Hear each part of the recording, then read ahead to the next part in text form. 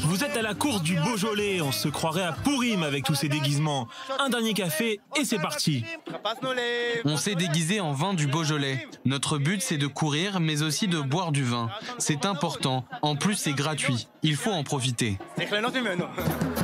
Ambiance festive à quelques minutes du départ. 4000 coureurs, tous déguisés ou presque, s'apprêtent à participer à la version israélienne du marathon international du Beaujolais. On est très content de vous avoir ici avec nous en Israël. La première course du Beaujolais en Israël. Vous voulez du boulot et du vin, bien sûr. Alors bonne chance à tous. C'est en effet la première fois que la célèbre course à pied française, née en Auvergne en 1997, s'exporte en Israël.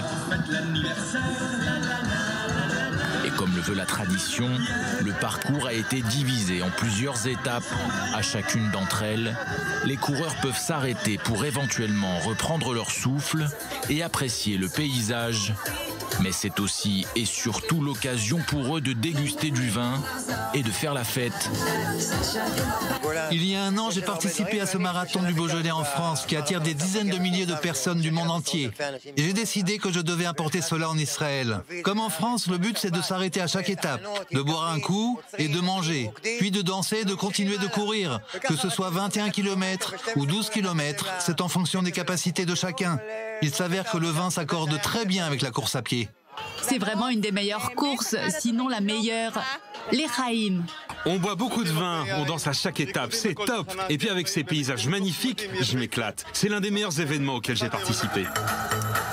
Un événement auquel participe même une délégation de 51 coureurs qui ont fait spécialement le déplacement depuis le Beaujolais, une région viticole connue pour son vin rouge typique.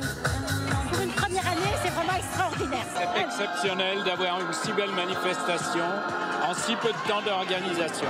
Magnifique. Et on vous remercie parce que c'est vraiment terrible. L'accueil, tout est sympathique, tout est magnifique. Et ce n'est évidemment pas un hasard si cette course à pied a été organisée dans la région de Gezer, dans le centre d'Israël. C'est la région du vin en Israël. Même si elle est peu connue, nous avons ici le plus gros domaine agricole du Moyen-Orient, mais aussi une quinzaine de domaines familiaux. De notre point de vue, cette course va devenir une nouvelle tradition. Au moment de franchir la ligne d'arrivée, si certains coureurs semblent plus joyeux que d'autres, tout le monde est satisfait d'avoir participé. On a couru le parcours où il y avait le plus de bouteilles de vin à boire, 12 km. Ça nous a pris 2h30, mais c'était top. C'était génial. J'aurais encore pu continuer de courir. Il y avait une ambiance super. Je n'ai bu du vin que vers la fin. Ivre, je n'aurais pas pu finir ma course. On a bu du vin, ça oui. On a aussi dansé, rigolé et mangé. Et on n'a pas seulement bu. C'était très réussi. À l'année prochaine.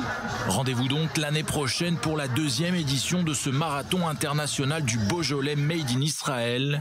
En attendant, n'oubliez pas, l'abus d'alcool est dangereux pour la santé.